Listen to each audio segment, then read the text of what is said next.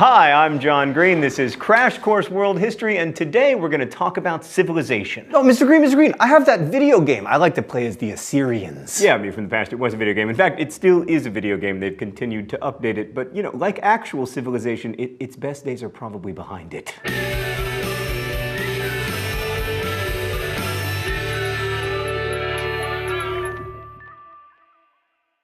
So those of you who watched our first series will remember that civilization is a complicated and controversial concept. Like, to describe an individual or group as civilized is to give them a privileged status that they maybe haven't earned, while to call someone uncivilized is an insult, right? And according to the usual mythology about civilizations, there are these uncivilized barbarians, often from the hills or the forest or the steppe, and they realize the benefits of settled agriculture and give up their barbaric ways to settle in the valleys, eventually assimilating into civilized society. That's a really neatly packaged story, right? Like, people all around the world come to the same realization and they all make progress and become civilized. But what if it's not actually true? So today, a little something for the anarchist historians among you. We're going to look at The Art of Not Being Governed, an anarchist history of upland Southeast Asia by James Scott. Scott argues that our view of hill people as primitive tribal barbarians has it all wrong, and he calls into question much of what we assume about civilization. So as you know, here at Crash Course World History, we like to approach history from many different perspectives, because history isn't just about what happened, it's also about how we think about what happened. So here you go, anarchists. We are finally going to address your burning suspicion that civilization does not actually require a state. So longtime Crash Course viewers will remember that many of the earliest civilizations were founded in river valleys, probably because the rivers brought water and made agriculture easier and more predictable. You know, you got the big three: ancient Egypt, ancient Mesopotamia, and the Indus Valley civilization, all near river valleys. In fact, one of them is named after the Indus River. And because the land was so fertile for agriculture, you could finally have large concentrated populations because there was a food surplus. Everything that we associate with civilization, from the idea that different people can have different jobs to, like, this video camera, all a result of food surplus. Because if some people couldn't create enough food for all people, then, like, all people would be very focused on getting food. Having a food surplus was a huge change compared to, like, the first 100,000 years of humanity, when everyone was a hunter-gatherer. Food surplus led to population growth and population concentration, which led to states and what we tend to call civilizations, which are characterized by good things like writing and arts and grocery stores. So that's the traditional narrative, but I'm not sure that it's the whole story. Let's go to the thought bubble. Now, we might equate civilization with high culture, but historically it's probably more accurate to equate it with state control. Like, the Han Chinese, who were a pretty successful civilizing empire back in the day, wrote of barbarians as people who were beyond state control. Some of these so-called barbarians were pastoral nomads whose raiding posed a genuine threat to the Chinese, but others were people who lived in the hills. So the opposition of civilized agricultural societies living in the valleys and barbarian hill people is as old as, you know, like the hills. And one of the earliest and most famous examples of the town versus country debate is the Epic of Gilgamesh, where Enkidu, the wild man from the hills, goes to town, spends 7 days with a prostitute, joins civilization, and becomes Gilgamesh's best friend. In Southeast Asia, the story that hill people were dazzled by civilization and joined up circulated as well. Here, though, the civilizing force was the reading of religious or philosophical texts. But more important than either access to classical age texts or civilizing experiences in the city was that civilizations were based on settled agriculture and were associated with states. In a way, it can be argued that without a state, there's no such thing as a barbarian. But because we live in states, we tend to think that they are A, necessary, B, timeless, and C, overall a pretty good thing. And almost all civilizations are associated with states, like ancient Egypt, or China in the remote past, or France if you're into Western civilization. Thanks, Thought Bubble. I mean, it's telling that the Mongols were arguably the greatest conquerors of the pre-modern world, but we usually don't call them a civilization. They just weren't agriculture-y and state-like enough. Although, of course, the Mongols being the Mongols, there's an exception to the rule. The Mongols did settle in a recognizable state in Yuan, China.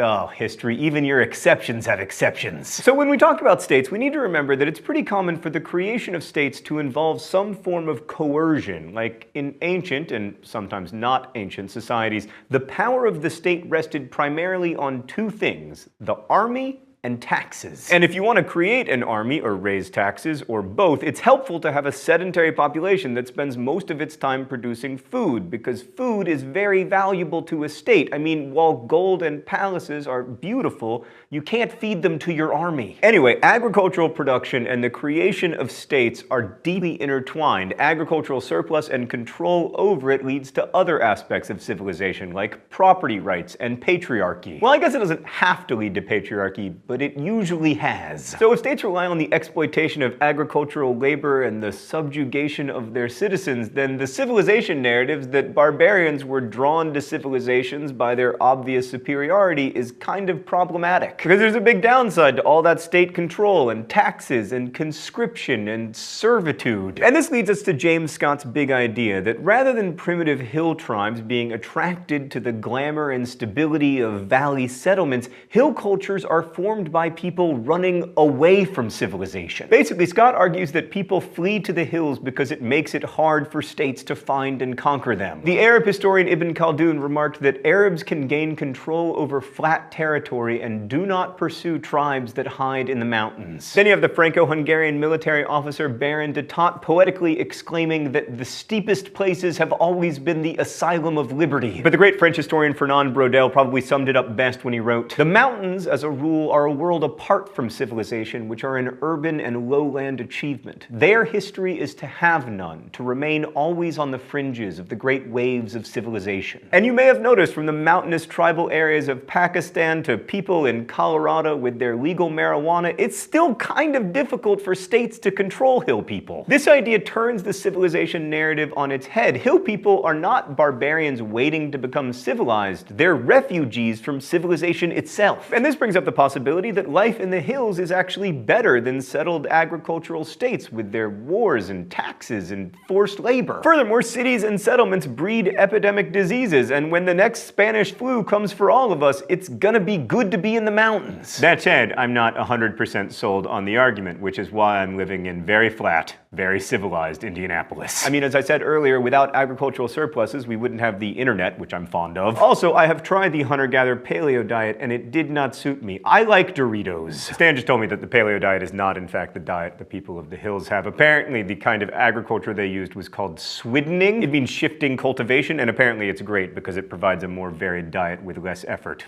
Score another one for the hill people. Maybe I'll try to popularize the Swidden diet. Oh, time for the open letter. Oh my god, the new globe opens and food comes out of it. Is it my birthday? Man, I love our new globe. Anyway, an open letter to fad diets. Dear fad diets, you know what doesn't work? Eating unhealthily. You know what does work? Eating healthily. Your noble prehistoric heritage as a scavenger has prepared you to eat anything. Anything that is food. So the idea of eating only one kind of food is just sort of inherently ludicrous. I mean, the average freegan is literally healthier than I am, and they just eat whatever's in the dumpster. In short, fad diets, eating discarded food is much more in line with most of human history than the paleo diet. Best wishes, John Green. Alright, so far much of what I've said can be applied to hill people from all over the world at various times, but the focus of Scott's book is the region of upland Southeast Asia and southern China that he calls Zomia. Zomia is mountainous and jungly and home to between 80 and 100 million people. It's a little hard to conceptualize because we're so used to thinking of history in terms of states, and this region is, to quote him, relatively stateless. Zomia was at least partially created by slavery, actually, because flight from slavery is one of the main reasons that people head for the hills. According to Scott, Southeast Asian states were slaving states, without exception, some of them until well into the 20th century. Wars in pre-colonial Southeast Asia were less about territory than about the seizure of as many captives as possible, who were then resettled at the core of the winner's territory. I can just hear all you Crash Course viewers saying, wait, is there any evidence that any of that is true? Kinda. But like, if one of the main reasons people create hill cultures like Zomia is to avoid civilizations, and one of the hallmarks of civilization is writing, then it stands to reason that there won't be much written evidence from Zomia, as writing is kind of like the bread and butter of traditional history. Off topic, but bread and butter is really no longer the staple of any diet. We should really change that phrase to like the Doritos, Locos Tacos, and Chipotle burritos of traditional history. So the evidence that we can look at is flawed because it's mainly what other people have written about Zomians and their hill-dwelling brethren. Like this Portuguese friar, Father São Germano, wrote around 1800 that the people of the area, quote, unable any longer to bear witness to the heavy oppressions and continual levies of men and money made upon them, have withdrawn themselves from their native soil with all their families. So basically, he thought at least that they were leaving because of conscription and taxes, you know, hallmarks of civilization. And then there are also later colonialists like Sir Stamford Raffles, who despite his name was not a clown, he was the founder of British Singapore. Here's what he said about colonial rule in Indonesia. Here I am the advocate of despotism. The strong arm of power is necessary to bring men together and to concentrate them into societies. Sumatra is, in great measure, peopled by innumerable petty tribes, subject to no central government. At present, people are as wandering in their habits as birds of the air, and until they are congregated and organized under something like authority, nothing can be done with them. Raffles there makes an accidental but pretty damning indictment of civilization to say that the reason that people exist is so that something can be done with them. Now, admittedly, this isn't particularly strong evidence, and it doesn't touch on pre-modern history or the state formation activities of Southeast Asian rulers, but if Europeans' attitudes and activities drove some people to the mountains, it's possible that earlier rulers, especially if they founded their states on war and slavery, and we know that in many cases they did, that they might have had a similar effect. So can we finally conclude that hill people, as well as nomads and other cultures that attempt to live outside the state structure, are not primitive people left behind by civilization, but those who have made a conscious choice to avoid it? Well, in the absence of extensive written records, we call history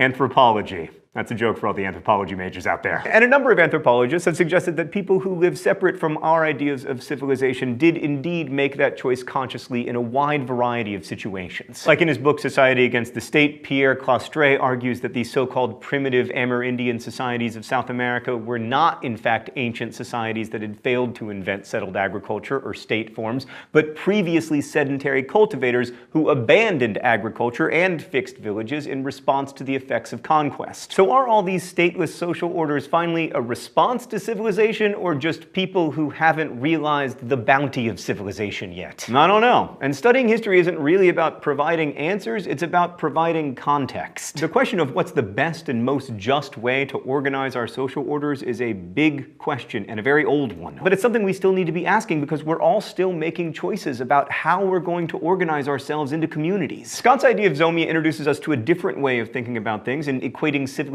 with coercive state control calls into question the idea of what it even means to be civilized. But I'm not enough of an anarchist to let this episode go without acknowledging the extraordinary accomplishments of civilization. Not just agriculture, but everything from antibiotics to the ability to be connected to people who live half a world away from you. The deep and growing interconnectedness among humans has its risks for sure, but it also provides tremendous opportunities. We can collaborate, we can play each other in FIFA, and we can also do this together. But then again, there's an extraordinary freedom to Zomian-style social orders, and vitally, their way of life is far more sustainable than ours. Thanks for watching. I'll see you next week.